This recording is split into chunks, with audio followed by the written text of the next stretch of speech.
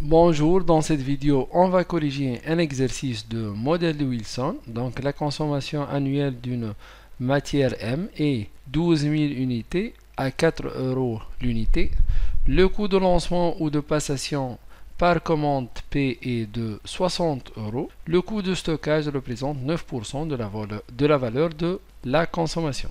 Donc, tout d'abord, on va déterminer le nombre optimal de commandes N pour la période et en déduire Q, le nombre de lots économiques, et D, la durée entre deux commandes. Par la suite, on va représenter graphiquement le coût de lancement, le coût de stockage ainsi que le coût total, puis on va faire apparaître le nombre optimal des commandes. On va déterminer le nombre de commandes optimales par calcul et par graphique. Avant de commencer la résolution de l'exercice, on rappelle la formule de Wilson. La quantité économique QU, c'est égal à racine de 2N fois L sur A fois T. Avec Q, c'est la quantité approvisionnée ou lancée à chaque période, c'est la quantité optimale ou économique. N, c'est la quantité totale consommée. L, c'est le coût de lancement d'une commande. Bon, on rappelle que Q sur 2, la quantité totale sur 2, c'est le stock moyen. Et A fois T, c'est le coût de stockage. Avec A, c'est le coût d'une pièce ou la valeur d'une pièce. Et T, c'est le taux de possession d'une seule pièce. Donc on applique la formule de Wilson. La quantité économique, c'est racine de 2 fois la quantité totale, c'est 12 000 unités. Le coût de lancement d'une commande, c'est 60 euros sur.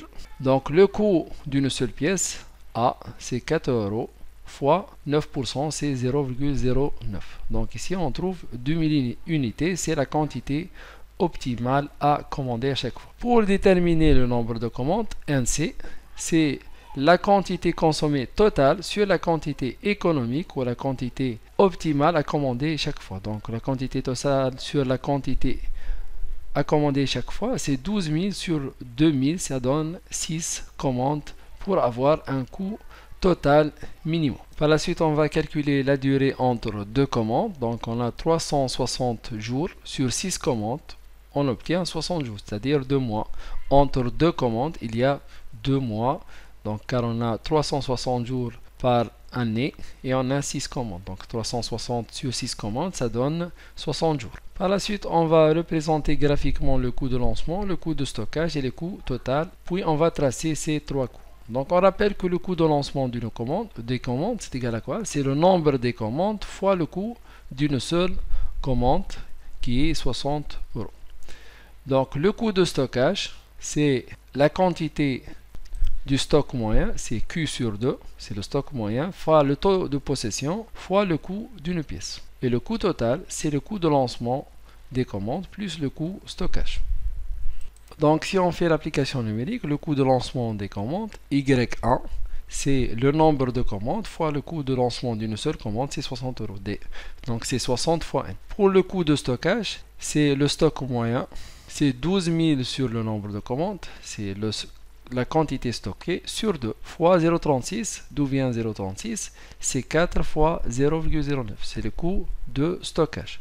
Donc c'est 12 000 sur le nombre de commandes. Ça donne la quantité stockée. Sur 2, on trouve le stock moyen fois le coût d'une seule unité. C'est 4 fois 0,09. Le coût total, c'est Y3 qui est la somme de coût stockage plus le coût de lancement des commandes. C'est Y1 plus Y2. Donc on va faire un tableau.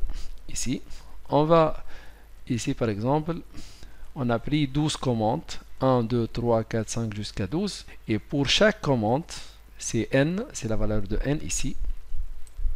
Donc pour les nombres de commandes, le coût de lancement, on va calculer le coût de lancement pour chaque nombre de commandes. C'est 1 fois 60, ça donne 60. 2 fois 60, ça donne 120. 3 fois 60, ça donne 180. 12 fois 60, ça donne 720. Ainsi de suite. Pour le coût de stockage, on va appliquer cette formule-là. Donc, c'est 12 000 fois 0,36 sur 2 fois N. Avec N, ici, c'est égal à 1. Donc, c'est 2160. Si on prend N égale 2, on trouve 1080. Pour N égale 3, c'est 720, ainsi de suite.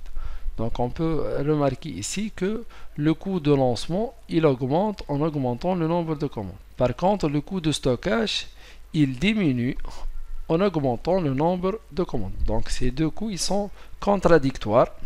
Pour le coût total, donc on fait la somme, c'est 60 plus 2160, on trouve 2220. Pour deux commandes, c'est 120 plus 180, on trouve c'est 1200. Pour trois commandes, c'est 180 plus 720, on trouve 900 et ainsi de suite. Et on termine le tableau.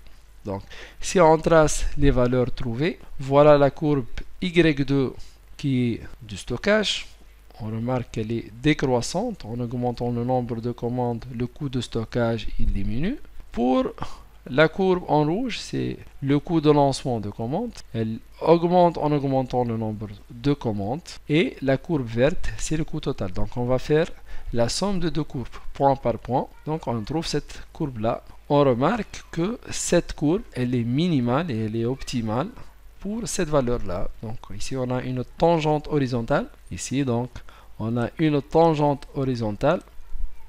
Cette tangente qui correspond à 6 commandes, voilà, pour un cours de 720. Donc voilà, c'est 720. Donc on a vérifié la valeur trouvée par calcul. En fait, on a trouvé 6 commandes optimales. Voilà, donc on a trouvé le nombre de commandes optimales, c'est 6 commandes. Donc ce résultat, il est vérifié par calcul et par graphique. Donc voilà, on a terminé cet exercice. Merci et à la prochaine.